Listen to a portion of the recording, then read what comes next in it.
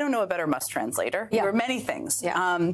One of the things I've been thinking about with this Wisconsin State Supreme Court race, and a lot of people have been, is about why. I mean, is it about he cares about abortion policy and redistricting? He wants political power. Yes. What is it about? Well, there's actually some cases before the Supreme. Everything, if you trace back a lot of Musk stuff, has to do with his businesses, even though he says that he's sort of here to save humanity. He talks in very dramatic terms. But actually, there's a very significant case that'll affect Tesla there. And again... So it's about his business. His business. Everything he cut initially had regulatory scrutiny on his businesses. Everything has to do with that in some fashion. That's the first thing. The second thing is he's got in his mind that he has a huge political power and he wants to flex his muscles because he's been sort of lagging here. There's been a lot of legal challenges he's been losing. So if he wins here, it shows his power around primaries during the 2026 cycle. And so if he wins here, what he did in the presidential campaign will work here, and then he may replicate it across the country. There's been this kind of theory from people who aren't Musk translators as well as you, as do it as well as you, that maybe he's going to wear it as welcome. Do you think he will? Not yet. I think there's a lot of disgruntlement within the Trump campaign groups that is never articulated because they all stay on the same page, even if behind the scenes they're busily knifing each other quietly. I think they're very frustrated by the closeness of Trump and Musk, but they can't say anything because Trump really is all in on Musk at this point. Now, I've heard different things when he creates problems, like talking about Social Security. There's discomfort, but not yet, because he serves as a huge heat shield for Trump. And I think that's useful. He also has money. There's a lot of rich people, but he has a lot of money. And then Trump could do bad things and blame it on him. Sort of, he's his Thanos kind of thing. I'm going to cut everything in half, essentially, and disappear half of you, and then the world will be a better place and humanity is saved. It's actually a very good trope to compare it to. Yeah, that is an interesting. That's from Avengers. Avengers. We love it. Avengers.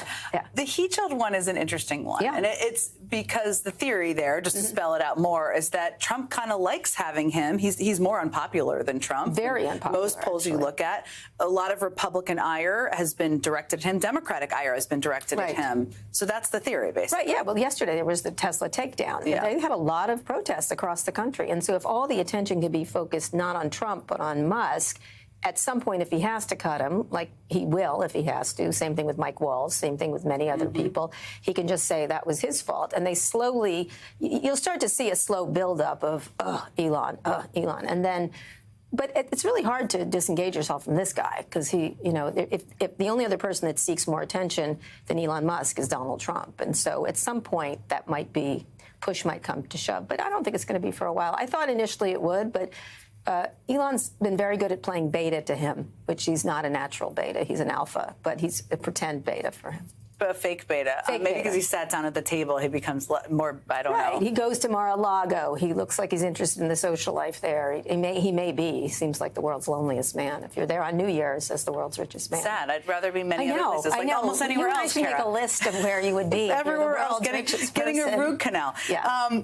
If you listen to Pivot, which I do and many people do, you know what you think about Signalgate this week. Yes, I do. What do you think about it? Well, it's a mess. It's a disaster. And they try to spin it as it's not. But it's a couple things. It's sloppy from a sloppy perspective. But I think what they're really doing is trying to avoid accountability because these are disappearing messages, right? And so they didn't, the Records Act says you have to preserve debates like this. And you should for history, for accountability, all kinds of reasons. But they want that to go away. And so it's the way they're communicating to do that. That's what people should really focus on. At the same time, how incredibly sloppy that this group of people is doing something on a commercial app. I mean, it's pretty basic. Not just that, they're doing it on a commercial app, which is hackable. No matter what they say, it's hackable. Where they are matters. What network they on matters. What phone they are. The whole thing is just, and these are national security people. And I think they like to put it as, they made a mistake. But it's not a mistake. It's really unprofessional in so many ways. And if you're a national security person, you should know better about all these things.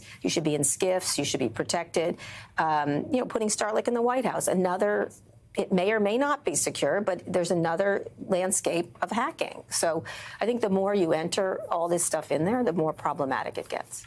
When we talked like a year ago, I'm just marking the anniversaries of my conversations with you, Kara, on my show. Your book had just come out, and it is a very insightful take on so many of these tech leaders that now have become household names and weren't. Even a year ago, they weren't. They were starting to be.